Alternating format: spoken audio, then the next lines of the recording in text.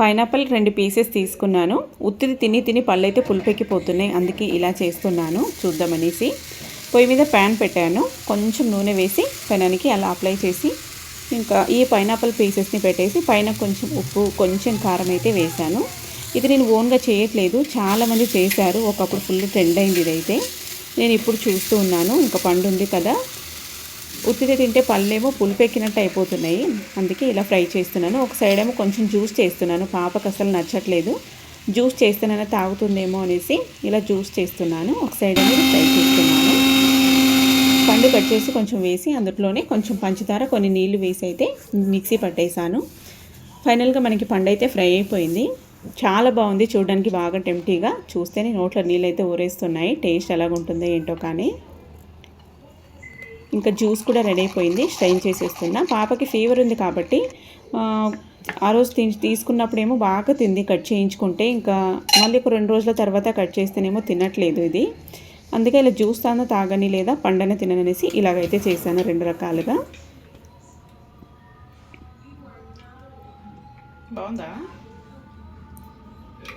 ఇంతగా నచ్చట్లేదు, కొంచెమే తాగేస్తుంది. హెల్తీ కదా, నచ్చిందా?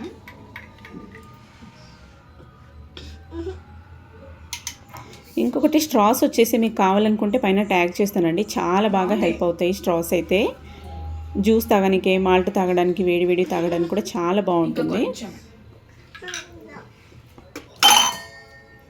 తనకేమో ఆరెంజ్ కావాలంట, ఇలాగా ఆరెంజ్ అంటే చాలా ఇష్టము, వన్ ఆఫ్ తన ఫేవరెట్ పండు అని చెప్పొచ్చు మా పాపకి.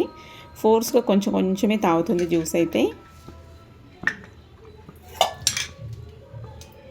ఇది ఎలాగుంది చూడు, ఫ్రై చేసిన కమ్మ ఉండొచ్చు, కొంచెమే తిని చూడు,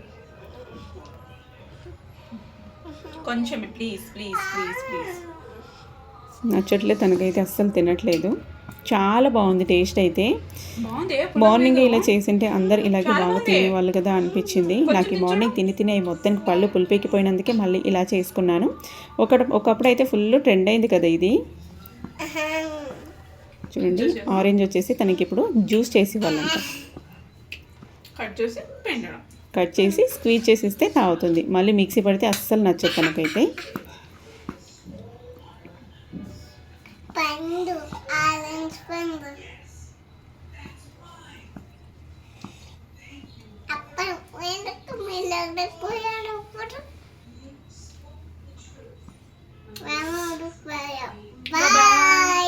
See you tomorrow.